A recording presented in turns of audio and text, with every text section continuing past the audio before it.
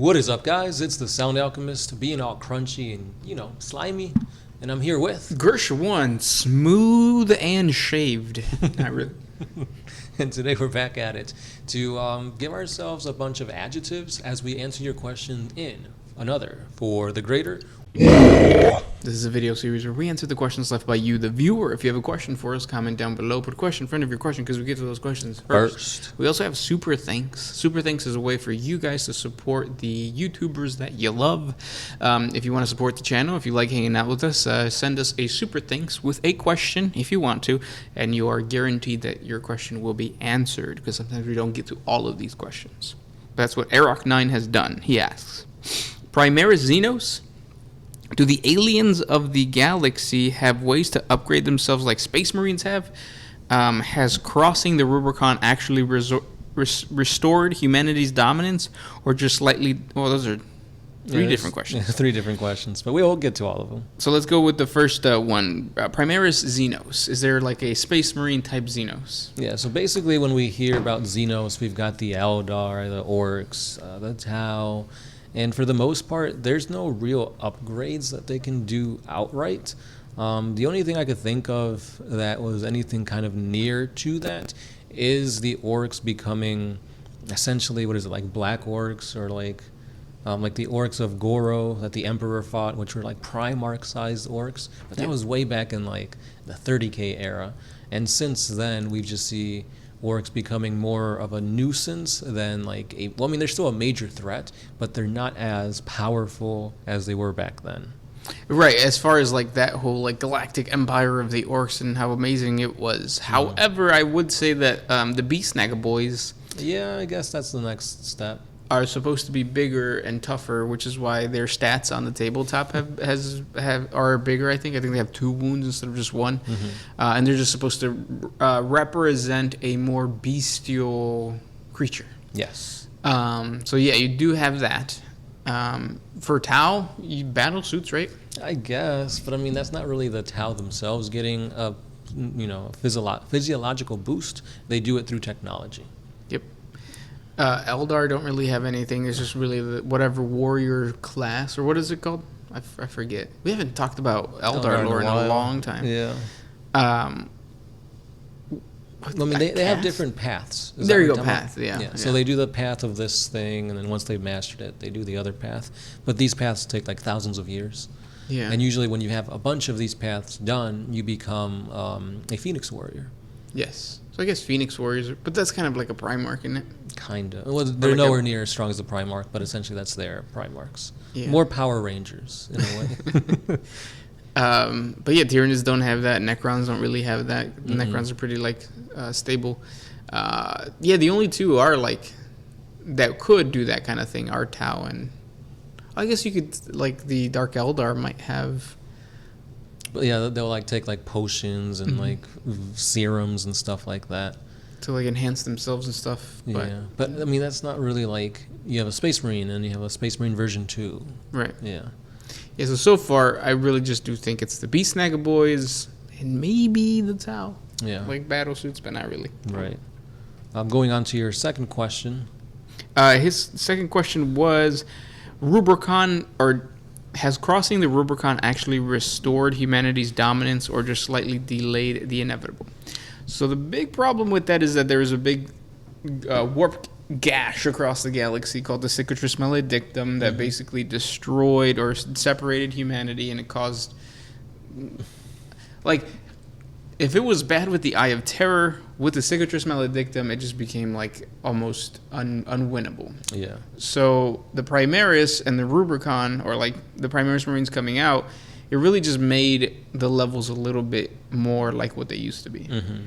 Yeah, it's always been, for the most part, a unequal playing field, and then one person would get the advantage, and then the other one, and then one side would get the advantage, and then the other one. So it's just another way of delaying the inevitable, in my opinion. Yeah. So did it help humanity? Yes. Did it also make it worse? Yes. Yeah, maybe. Because now Chaos is going to try even harder to, get the upper hand.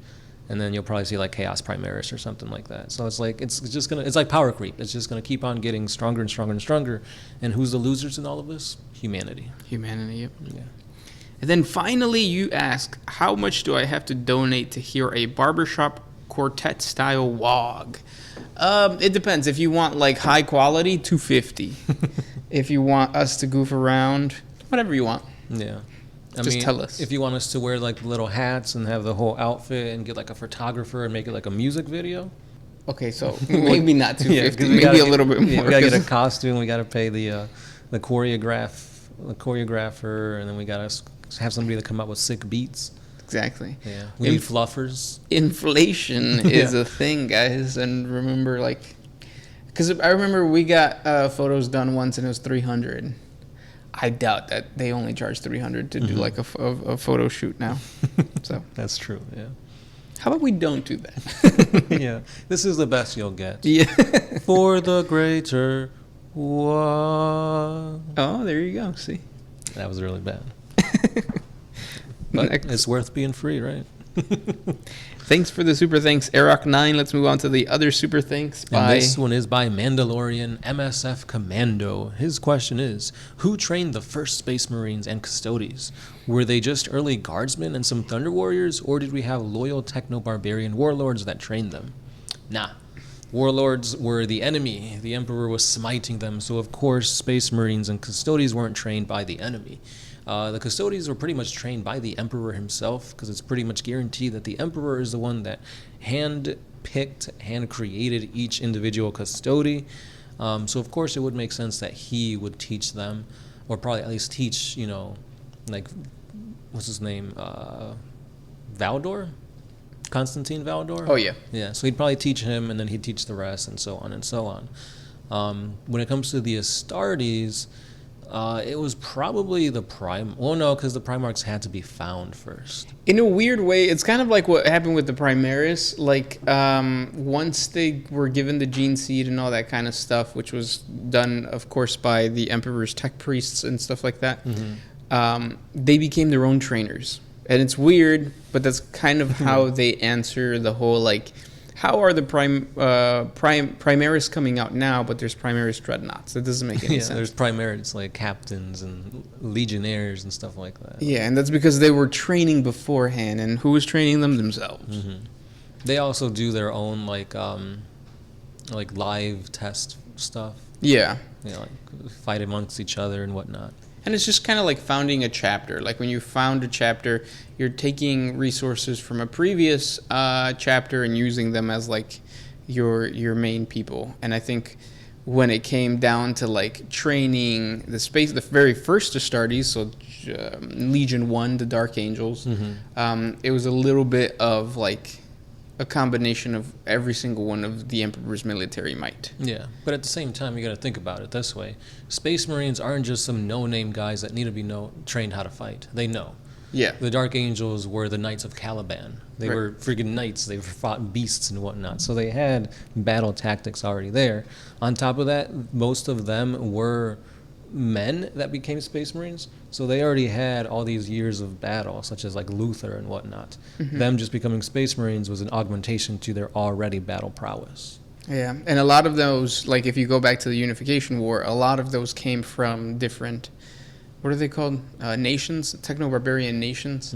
So the Emperor would conquer a techno-barbarian warlord, he would take his children and make them Space Marines.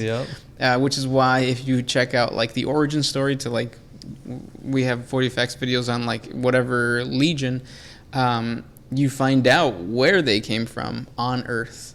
Most of them come from like, you know, the stereotypical like where the UK would be kind of thing. So yeah, but it's all like polluted and like nuclear like fallout and stuff like that.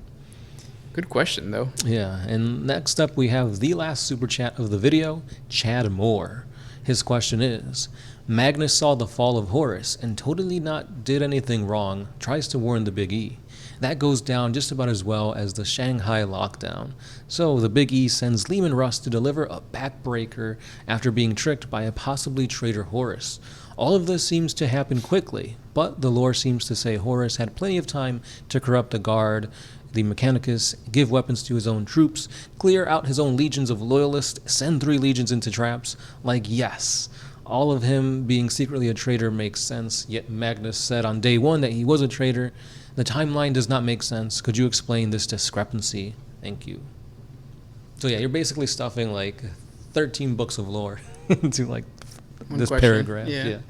So the thing about Warhammer 40K that a lot of people kind of forget about is these events, the time frame for a lot of these things seems to happen really quick. It does not. Yeah. It does not make sense. It does not make good business if you explain literally what happens day by day, hour by hour. Because honestly, even going faster than light travel, these things, like, they still go from one sector of space to the other, but then going from like the moon to the earth may take a couple hours and stuff like that. So it's boring to just sit around and have nothing happen. Obviously, you're gonna speed through these events to make sense. Yeah, and that's kind of like what you're explaining of like the process that you asked. It did take a while. Yes. And that's part of the reason I don't like reading novels, is because it gives you all this information that you could have just given in one sentence, like you did right now. and you would be smart enough to be like, obviously it didn't happen with a flip of a switch. Mm-hmm. There was more to it. Mm-hmm. Do I care? Most people would say yeah, and they want to read the novels. For me, no. Yeah.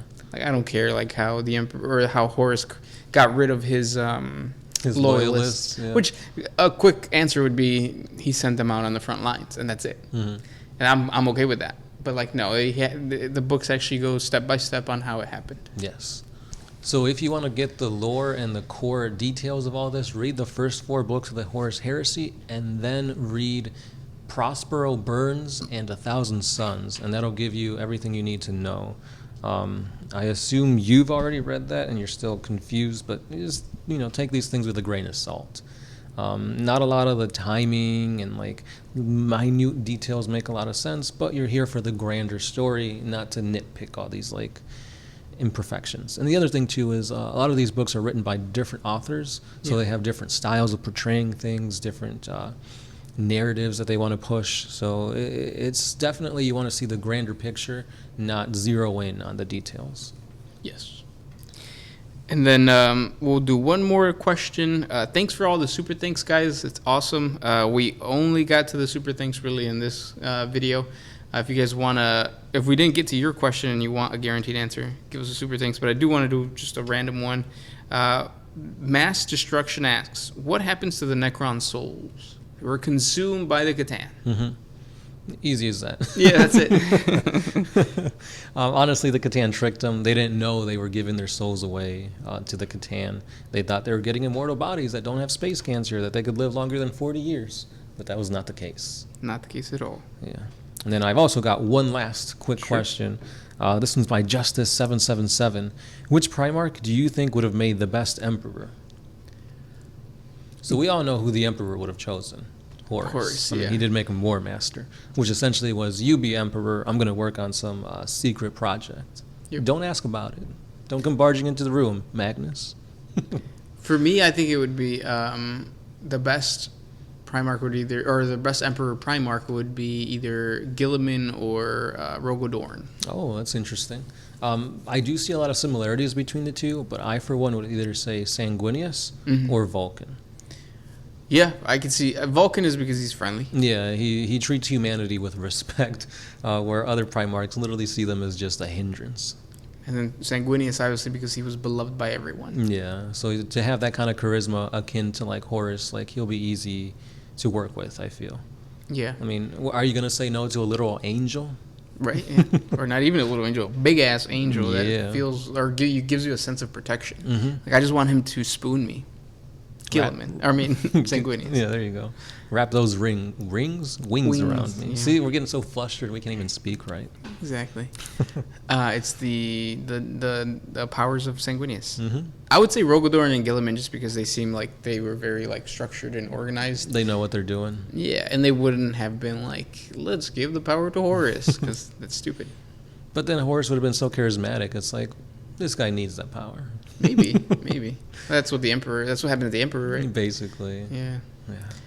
But yeah, those were the questions for today. If you guys have more questions for us or we didn't get to your question, ask again. Thank you guys so much for the super thanks. We appreciate you guys listening and hanging out with us. That's right. And that's all we got. Thank you. This has been the Sound Alchemist. Gershwin. And we are out of here.